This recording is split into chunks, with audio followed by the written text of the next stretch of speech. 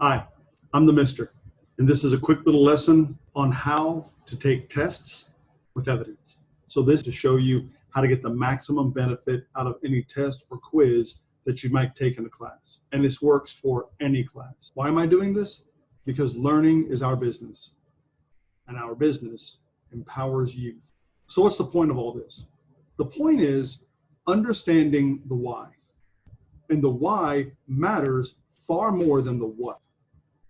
Why is the first question that every child learns, and it's also one of the first questions that every student forgets. I promised my nephews when they were born that I would always have an answer to why, because I recognize that understanding is more important than knowledge. Just having the facts isn't enough. After all, education isn't about what you know, it's about what you understand. These principles work in any subject area, but I'm mostly going to talk about social studies. So we start with the question. Roman soldiers were poorly disciplined. Now, this is a true-false question. The answer to this is false. But what matters is the evidence. How do you know it's false? Now, there's a couple of different ways that you can approach this. You can be a little reflective with it.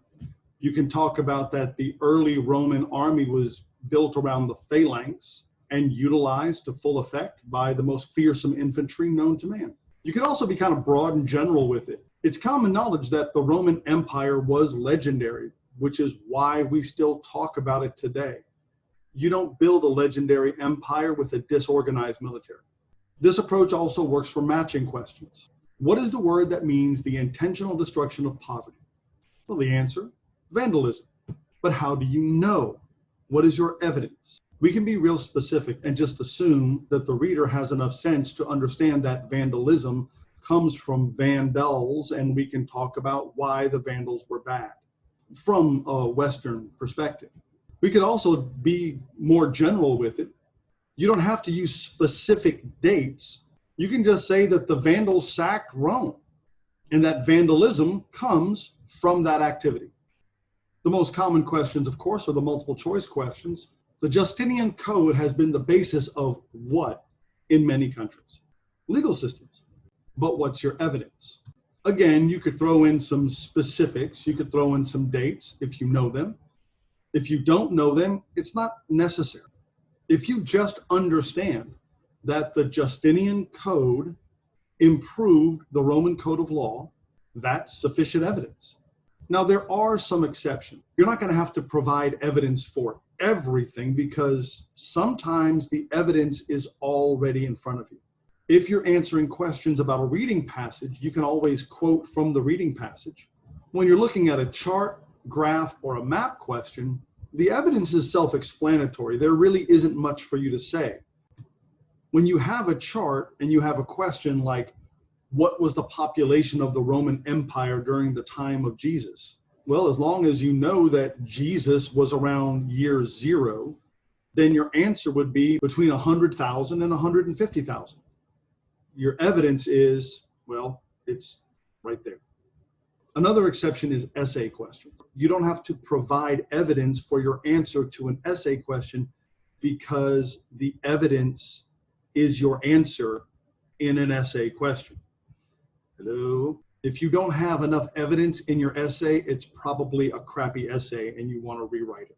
The guiding questions that you want to use to help you in this process can be broken down really simply into what, how, and why.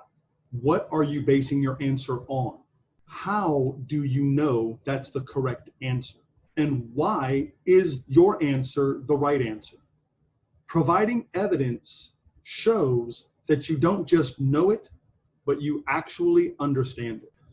Hopefully this was helpful. The idea is you want to be able to demonstrate understanding. You may not have a need for this. You might not be asked to provide evidence. A lot of teachers won't ever ask for it, but the good ones will, and I always do. The strength of this strategy is not about the grade. I can't stress that enough. The importance of this is you gaining knowledge.